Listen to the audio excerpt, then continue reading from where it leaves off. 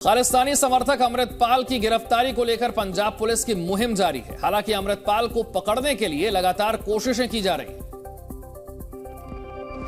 खालिस्तान के प्यादे अमृतपाल को पकड़ने के लिए पंजाब पुलिस ने पूरे राज्य को छावनी में तब्दील कर दिया है। पुलिस चप्पे चप्पे पर निगरानी कर रही है और पुलिस का दावा है कि वो जल्दी ही अमृतपाल को अपनी गिरफ्त में ले लेगी।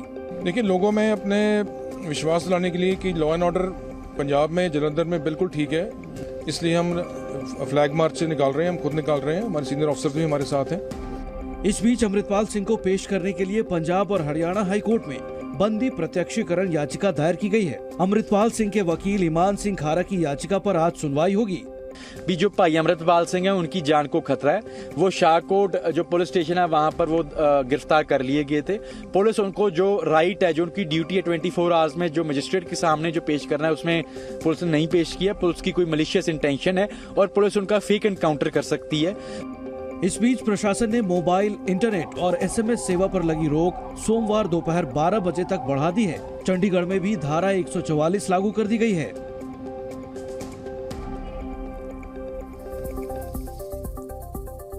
भगोड़े अमृतपाल सिंह को लेकर सुरक्षा एजेंसियों ने बड़ा खुलासा किया है। एजेंसियों का कहना है कि नशा मुक्ति केंद्र और एक गुरुद्वारे को हथियार जमा करने और युवाओं को आत्मघाती हमलों के लिए तैयार किया जा रहा था।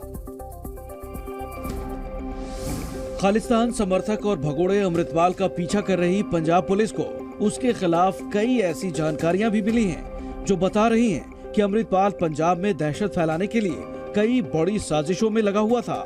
खालिस्तान समर्थक अमृतपाल सिंह हथियार जमा कर रहा था और हथियार जमा करने के लिए वो नशा मुक्ति केंद्रों और एक गुरुद्वारे का इस्तेमाल कर रहा था।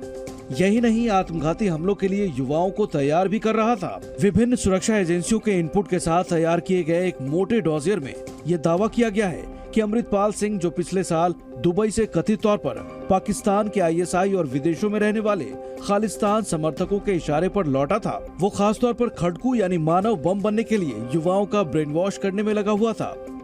पंजाब पुलिस ने भी ये खुलासा किया है कि अमृतपाल सिंह आनंदपुर खालसा फोर्स यानी AKF नाम की अपनी प्राइवेट फौज भी तैयार कर रहा था। पुलिस को घर और साथियों से मिले हथियारों पर AKF लिखा मिला था। खालिस्तान समर्थकों पर हो रही कार्रवाई के बीच लंदन में भारतीय उच्चायोग पर खालिस्तानियों ने भारतीय झंडे को हटाने की कोशिश की है। इस पर भारत सरकार ने ब्रिटिश उच्चायोग के वरिष्ठ राजनयिक को तलब किया है। एक तरफ भारत में वारिस पंजाब दे के प्रमुख अमृतपाल सिंह के खिलाफ कार्रवाई हो रही है, तो दूसरी तरफ खालिस्तानी समर्थकों ने कायराना हरकत को अंजाम दिया है। खालिस्तानी समर्थकों ने भारतीय उच्चायोग पर लगे तिरंगे को नीचे उतारने की कोशिश की है। हालांकि इसी बीच उच्चायोग के अधिकारी मौके पर पहुंच गए और उन्होंने तुरंत खालिस्तानियों के हाथ से तिरंगे को छीन लिया। यही नहीं, खालिस्तानियों ने उच्चायोग पर खालिस्तान का झंडा लगाने की भी कोशिश की, लेकिन अधिकारी ने बहादुरी दिखाते हुए उन लोगों को ऐसा करने से तुरंत रोक दिया।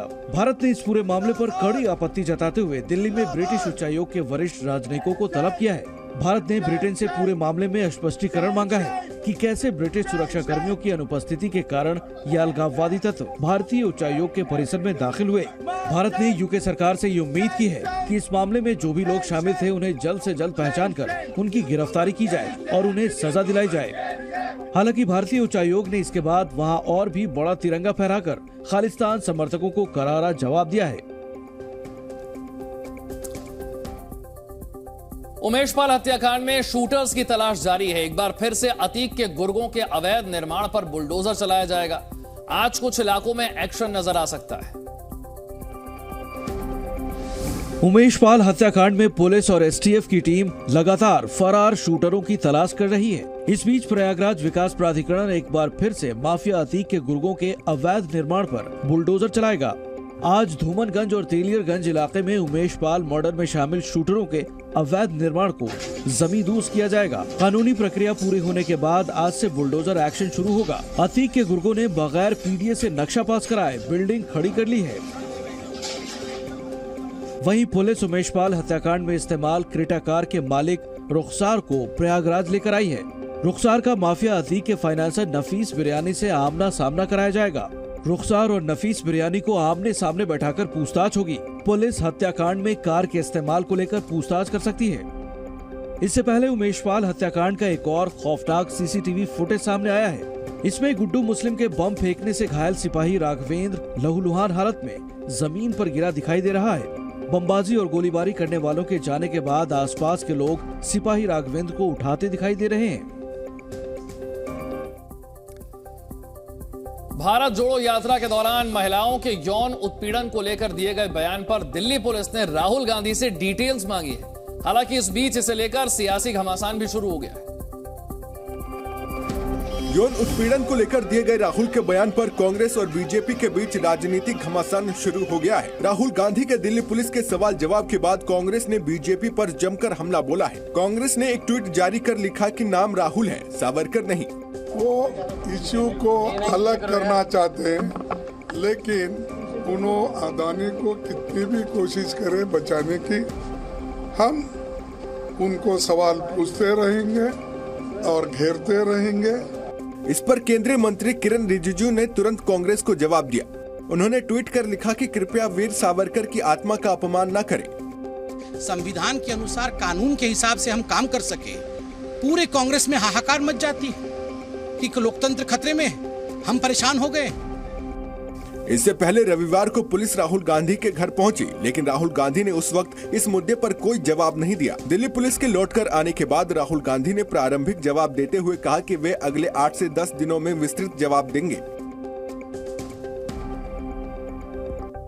दिल्ली शराब घोटाले में आज 3 अहम पेशियां होनी हैं। एक और राउज एवेन्यू कोर्ट में दिल्ली के पूर्व उप मुख्यमंत्री मनीष सिसोदिया और के कविता के करीबी बिजनेसमैन अरुण रामचंद्र पिल्लई की पेशी होगी, तो दूसरी तरफ के कविता ईडी के सामने पेश होंगी। बाबा बागेश्वर धीरेन्द्र शास्त्री के 2 दिनों के मुंबई कार्यक्रम का रविवार को दूसरा और आखिरी दिन था। कार्यक्रम के आखिरी दिन एक बार फिर धीरेन्द्र शास्त्री ने हिंदू राष्ट्र की बात छेड़ दी। भारत हिंदू राष्ट्र घोषित हो, होना चाहिए। देखो, भारत हिंदू राष्ट्र घोषित तभी होगा जब घर घर लोग जग जाएंगे। भारत हिंदू राष्ट्र का मतलब है सनातनियों में एकता। दिल्ली शराब घोटाले की एक बार फिर से बात करते हैं, जिसमें आज 3 अहम पेशियां होनी हैं। एक तरफ राउज एवेन्यू कोर्ट में दिल्ली के पूर्व उप मुख्यमंत्री मनीष सिसोदिया और के कविता के करीबी बिजनेसमैन अरुण रामचंद्र पिल्लई की पेशी है, तो दूसरी तरफ के कविता ईडी के सामने पेश होंगी। ये जानकारी हमने आपको दी। आगे बढ़ते हैं, अगली खबर की बात करते हैं। बाबा धीरेन्द्र शास्त्री एक बार फिर से महाराष्ट्र से हिंदू राष्ट्र का मुद्दा छेड़ते हुए नजर आते हैं। मुंबई में चल रहे कार्यक्रम के दूसरे दिन धीरेन्द्र शास्त्री ने कहा है कि हमने महाराष्ट्र आकर अपना चैलेंज पूरा किया है। बाबा बागेश्वर धीरेन्द्र शास्त्री के 2 दिनों के मुंबई कार्यक्रम का रविवार को दूसरा और आखिरी दिन था। कार्यक्रम के आखिरी दिन एक बार फिर धीरेन्द्र शास्त्री ने हिंदू राष्ट्र की बात छेड़ दी। भारत हिंदू राष्ट्र घोषित हो, होना चाहिए। देखो, भारत हिंदू राष्ट्र घोषित तभी होगा जब घर घर लोग जग जाएंगे। भारत हिंदू राष्ट्र का मतलब है सनातनियों में एकता, हिंदुओं में एकता, और सभी यहीं रहेंगे, हमें किसी से दिक्कत नहीं है। हिंदुओं जाग जाओ और सनातन का झंडा अब जगह जगह फहराओ। इस दौरान धीरेन्द्र शास्त्री ने यह भी कहा कि अगर हम मुंबई नहीं आते तो विरोधी जीत जाते। जिनको बागेश्वर धाम में पाखंड नजर आता है, जिनको अंधविश्वास नजर आता है कि हम अंधविश्वास में धकेल रहे हैं या हम पाखंड कर रहे हैं, उन मूर्खों को हमारे सामने आना चाहिए। एक एक दाग बता करके हम भेजेंगे उनको, एक एक दाग बता करके भेजेंगे। लेकिन ना तो हमें कोई धन चाहिए, ना हमको कोई चुनौती चाहिए। सी न्यूज़।